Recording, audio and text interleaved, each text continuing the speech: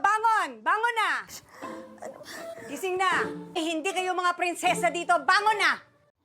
Nag-usap ng masinsinan sila Wilson at Aling Cathy habang nag-aantay sila Caroline at Irene na parehong busy sa mga phone nila na hindi man lang sila nag-uusap na magkapatid.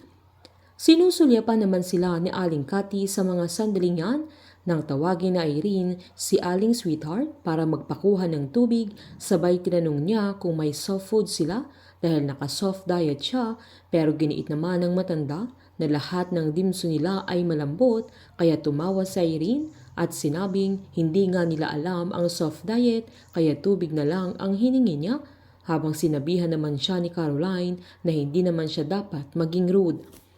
Sinubukan pa ni Caroline na tignan ang gallery ng ate niya sa account niya, pero nagtataka siya dahil hindi niya makita si Jaime sa mga larawan ni Bettina na nakita niyang kausap ni Edward sa parking area, na pinipilit niyang kumbinsihin ang sarili niya na walang masamang ginagawa na naman si Edward.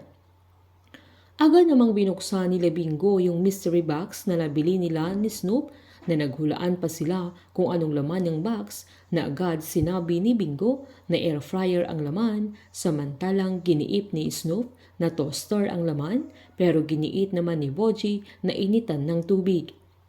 Pagbukas nila ay nakita nilang air fryer ang laman ng box, na biniro pa nila si Bingo dahil tama ang hula niya.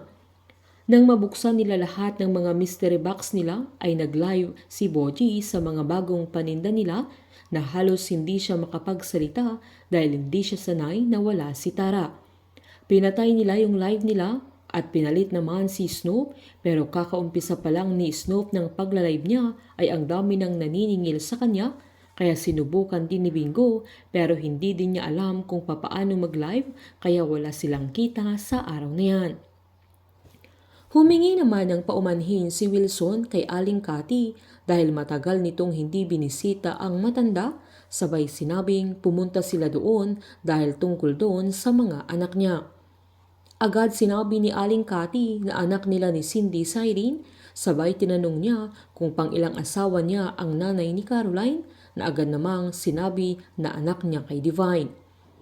Pinaliwanag ni Wilson na hindi sila sanay sa Binondo, na agad sinabi ng matanda na sasanayin niya sila na sa kanya sila titira, na agad namang sinabi ni Wilson na magbibigay siya ng security para sa kanyang mga anak, pero giniit ni Aling Cathy na pwede lang silang magmanman pero hindi sila pwedeng lumapit sa kanila, na agad namang pumayag si Wilson, na agad pang sinabi ni Aling Cathy na alam ni Wilson na meron siyang sariling pamamaraan at habang nasa pangangalaga niya sila ay mawawala ang pagiging tiyo nila. Pinaliwanag ni Wilson na dinala niya doon ang dalawa dahil gusto niyang matuto sila ng magagandang asal para matuto silang rumespeto at maging masipag, katulad ng mga bagay na tinuro ni Aling Cathy kay Wilson noong bata pa siya.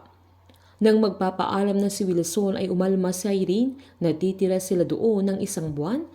na agad namang pinaliwanag ni Wilson na mabilis lang lilipas ang araw, sabay binili niyang kailangan ng irespeto si Aling Cathy gaya ng pagrespeto nila ni Cindy sa matanda.